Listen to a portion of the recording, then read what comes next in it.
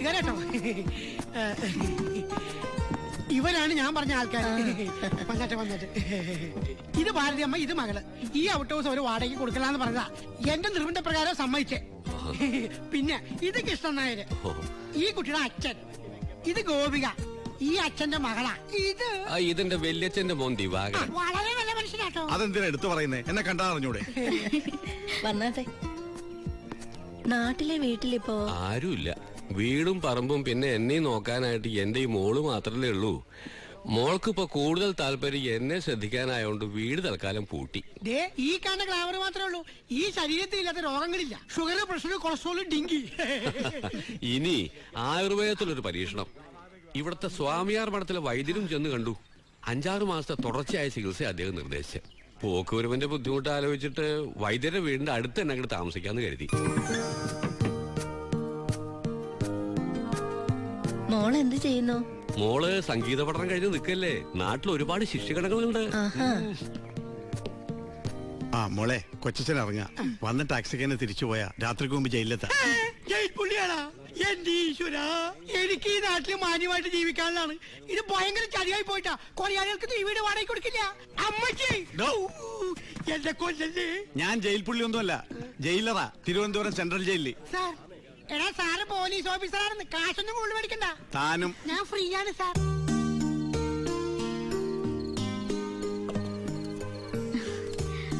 ഇവിടെ ഒരുപാട് കുട്ടികളെ കിട്ടും പാട്ട് നൃത്തമൊക്കെ പഠിപ്പിക്കാൻ. അതോടുകൂടി ഇവളുടെ ബോറടി മാറും. ഇവിടെ ഇപ്പൊ എനിക്കൊരു കൂട്ടുണ്ടല്ലോ. ഭാരതിയമ്മയ്ക്ക് എന്നെ പോലെ തന്നെ ഒറ്റ മോളാണോ? അല്ല, ഇവളെ ഏറ്റവും ഇളയതാ. എനിക്ക് 2 ഏട്ടന്മാരുണ്ട്. ഈ കുടുംബത്തിന്റെ സർവ്വ ഐശ്വര്യത്തിനും കാരണം എന്റെ മൂത്ത മോൻ ഉണ്ണിയാ. ദുബായ്ക്കാരനാ. രണ്ടാമത്തവൻ ബാലു. ഭയങ്കര അധ്വാനിയാ. ഈ പുഴയുടെ അക്കരെ സ്വന്തമായിട്ടൊരു കൃഷിത്തോട്ടം തന്നെ ഉണ്ട്.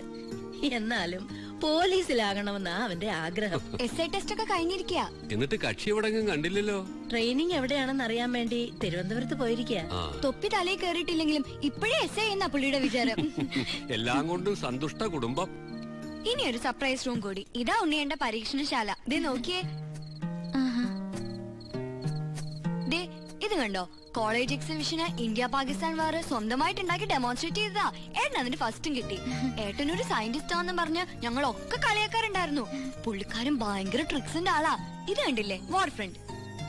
ഇത് ഇന്ത്യ പാകിസ്ഥാൻ ബോർഡർ.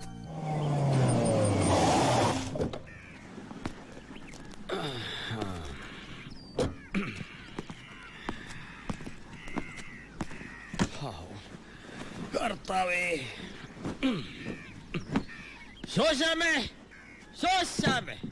കുടിക്കാൻ ഇച്ചിരി വെള്ളം കൊണ്ടുപോടി.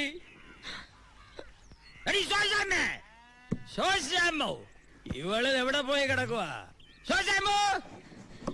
കറിയാച്ചാ, എന്താ തോന്നിയാസായി കാണിക്കുന്നേ? തോന്നിയാസം എന്നോടല്ലയോ കാണിച്ചേ? എന്റെ ഫൈനാൻസ് കമ്പനിക്ക് തിരിച്ചടക്കേണ്ട കേട് ഒരു ദിവസം വൈകിയാൽ ഇവിടെ വന്നിങ്ങനെ ഇരിക്കും. പിന്നെയും വൈകിയാൽ അകത്ത് കയറി ഇരിക്കും. പിന്നെ കിടക്കമുറി കയറി കിടക്കും. അടുക്കളയിൽ കയറിയ പിന്നെ കറിയാച്ചൻ ഇറങ്ങുന്ന പ്രശ്നമില്ല. എന്താ കറിയാച്ച ഇങ്ങനെ? ഈ മാസം ദുബായിൽ ഉണ്ണിയുടെ കാശ് എത്തിയിട്ടില്ല, അതുകൊണ്ടാ. നിങ്ങളുടെ മുടന്ത ന്യായങ്ങളൊന്നും എനിക്ക് കേൾക്കണ്ട ശോശാമോ. എന്റെ അമ്മയുടെ പേര് ശോശമെന്നല്ല. അതെനിക്കറിയാമേ.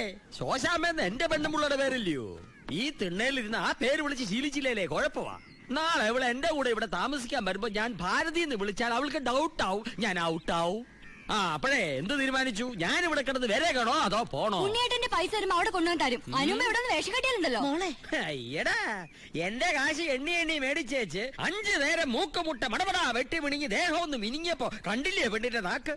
എല്ലാത്തിനും അഴി എണ്ണിക്കാൻ നിന്റെ ഈ തള്ള എഴുതി തന്ന എല്ലാ പേപ്പറുകളും എന്റെ ഉണ്ട് കേട്ടോ. അപ്പോഴേ സ്ത്രീകളോട് അല്പം മാനും മര്യാദയായിട്ട് സംസാരിച്ചൂടെ? എന്നതാ അയാൾ എണ്ണ തേച്ച് ഗുസ്തിക്ക് വരുവാന്നോ? പുതിയ താമസക്കാരാ. വാടകക്കാരോ? എന്നോട് ചോദിക്കാതെ തന്നോട് ആരവിടെ താമസിക്കാൻ പറഞ്ഞേ? ഇത് എന്റെ പേര് കിടക്കുന്ന വീടും വാസ്തുവാ. ഇവരെ എന്റെ ഔദാര്യത്തിലാ താമസിക്കുന്നേ. 2 ദിവസം കൂടി സമരം കേട്ടല്ലോ. ഇപ്പൊ ഞാൻ പോവാ. ഈ സ്റ്റാൻഡേർഡിന് എന്നിൽ നിന്നും പ്രതീക്ഷിക്കണ്ട. ഇനി വരുമ്പോ ഞാൻ തറയായിരിക്കും. ഇതിനേക്കാളും വലിയതറിയോ? തത്തറ. പെണ്ണിന്റെ ഒരു നെകളിപ്പേ. ആരയാള്? എന്താ ഭാരതീയമേ ഇയാളുമായിട്ടുള്ള പ്രശ്നം? കുട്ടികളുടെ അച്ഛൻ ഒരു സോപ്പ് കമ്പനി ഉണ്ടായിരുന്നു. ബാങ്കിൽ നിന്നൊക്കെ വലിയ ലോൺ എടുത്ത ആ കമ്പനി തുടങ്ങിയത്. നഷ്ടത്തിലായിരുന്ന കമ്പനിയില് തൊഴിൽ സമരവും കൂടി വന്നപ്പോ അത് പൂട്ടി. ലോണ് തിരിച്ചടയ്ക്കാൻ പറ്റാത്ത അവസ്ഥയിൽ ജപ്തി നടപടിയും കൂടി ആയപ്പോ ഈ വീടിന്റെ ആധാരവും ടീച്ചറായിരുന്ന എന്റെ ജാമ്യവും ചെക്കും ഒക്കെ കൊടുത്ത് കറിയാച്ചന്റെ കയ്യിൽ നിന്ന് കാശ് കടം വാങ്ങി. അത് പലിശയും കൂട്ടുപലിശയായി പെരുകി പെരുകി തീർത്താ തീരാത്ത ബാധ്യതയായി. അതൊന്നും കാണാൻ മാത്രം മക്കളുടെ അച്ഛൻ അധികകാലം ഉണ്ടായില്ല.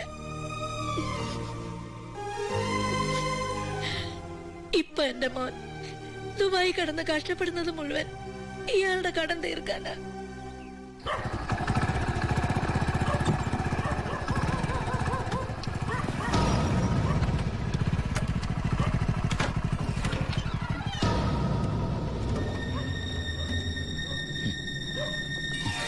ആരാ? കാസ്, പണം കൊണ്ടുവന്നതാ.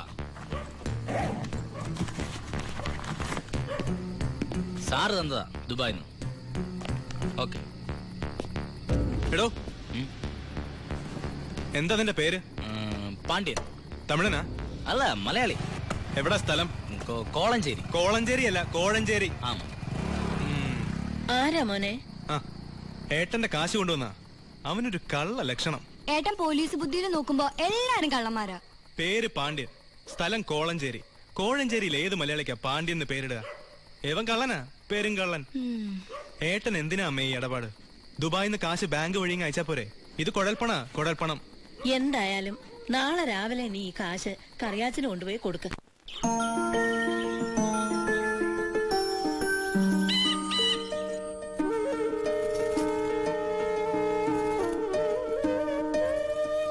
പുലരിയിലൊരു പൂന്തിന്നൽ കൊളുത്തുന്നു ദീപം, ഹരിനാമം ചൊല്ലുമ്പോൾ തിളങ്ങുന്ന ദീപം, മലർചുണ്ടിൽ തുളുമ്പുന്ന മുളം തണ്ടുമായി മണിക്കണ്ണൻ വിരുന്നെത്തി വിളിക്കുന്നുവെന്നോ.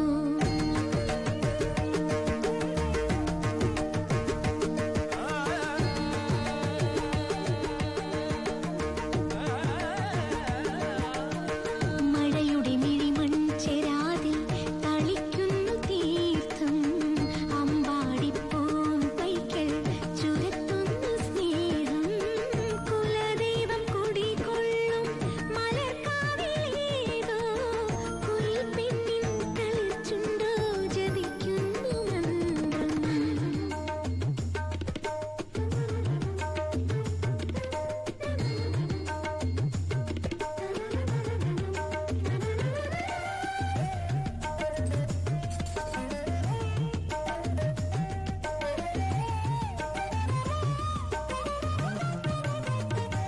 കാറ്റ് കർപ്പൂരമൊഴിയുന്ന കാവിൽ നിന്നും കണിമണ്ണിന്റെ മണിനാദമുണരുന്നുവോ.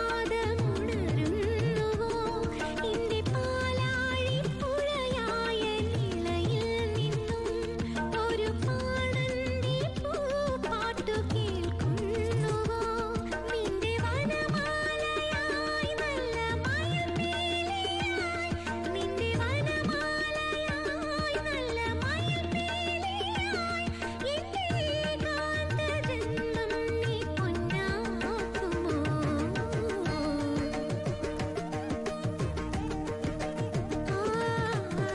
പുലരിയിലൊരു പൂന്തിന്നൽ കൊളുത്തുന്നു ദീപം, ഹരിനാമം ചൊല്ലുമ്പോൾ തിളങ്ങുന്ന ദീപം, മലർചുണ്ടിൽ തുളുമ്പുന്ന മുളം തണ്ടുമായി മണിക്കണ്ണൻ വിരുന്നെത്തി വിളിക്കുന്നുവെന്നോ. ഹോ, എന്തൊരു സ്വരശുദ്ധിയാ ഗോപിയയ്ക്ക്. അത് മാത്രോ, സൂര്യൻ ഉദിക്കുന്നതിന് മുമ്പ് എണ്ണീറ്റ് ആ വീട്ടിലെ സർവ്വ പണിയും ചെയ്യും. നല്ല കൈപുണ്യവും കുടുംബത്തിന്റെ ഐശ്വര്യം ആ കുട്ടി. അമ്മേ, ഞാനൊരു കാര്യം ചോദിക്കട്ടെ? അതെ, നമ്മുടെ ഉണ്ണിയേട്ടന് വേണ്ടി എന്തുകൊണ്ട് ഗോപിയെ ആലോചിച്ചൂടാ? എന്റെ മനസ്സിൽ അത് നേരത്തെ തോന്നിയതാ. അവൻ ദുബായിൽ നിന്ന് വന്നിട്ട് പറയാമെന്ന് കരുതി ഇരിക്കുകയായിരുന്നു. ആഹാ, അമ്മ ഞാൻ ഇപ്പൊ വന്നെ. എടി,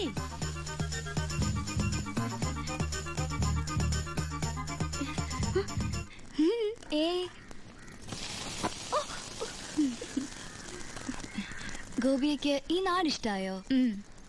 ഈ തറവാട് ഇഷ്ടായോ? എന്റെ അമ്മ ഇഷ്ടായോ? അപ്പൊ എന്റെ ദുബായ്ക്കാരൻ ഏട്ടനെ ഇഷ്ടപ്പെടാണ്ടിരിക്കില്ല. ഞങ്ങൾ ആലോചിക്കാൻ പോവാ.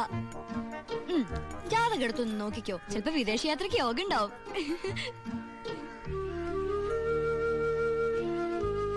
അമ്മ ഇങ്ങ് വന്നേ, ഒരു കാര്യം പറയട്ടെ. എന്താടാ പറ, എനിക്ക് ജോലിയുണ്ട്. അമ്മയ്ക്ക് അപ്പുറത്തെ ഗോപിയെ കുറിച്ച് എന്താ അഭിപ്രായം? ആ കുട്ടി അമ്മയുടെ മരുമോളായിട്ട് വരുന്നതില് വിരോധമുണ്ടോ? എന്റെ മനസ്സിലൊരു ആഗ്രഹം. കൊച്ചിട്ടേനെ അമ്മയുടെ നീ മിണ്ടായിരടി, ഞാനൊന്ന് പറഞ്ഞോട്ടെ.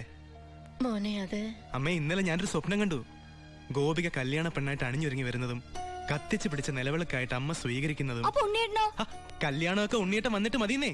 അതിനു മുമ്പ് നമുക്ക് ഉറപ്പിച്ചു വെക്കാലോ. ഏട്ടൻ നിൽക്കുമ്പോ അനിയന്റെ കല്യാണം നടത്തുക എന്ന് വെച്ചാ. അമ്മ എന്തായി പറയണേ? ഞാൻ ഗോപികയെ ഉണ്ണിയേട്ടന് വേണ്ടി ആലോചിക്കുന്ന കാര്യാ പറഞ്ഞത്. ഗോപിക ഉണ്ണിയേട്ടന്റെ വധുവായിട്ട് വരുന്നതാണ് ഞാൻ സ്വപ്നം കണ്ടത്. നീ എന്നെ തീ തീറ്റിച്ചല്ലോടാ. അപ്പൊ ഏട്ടൻ ദുബായിന്ന് വന്നാലുടൻ കല്യാണം.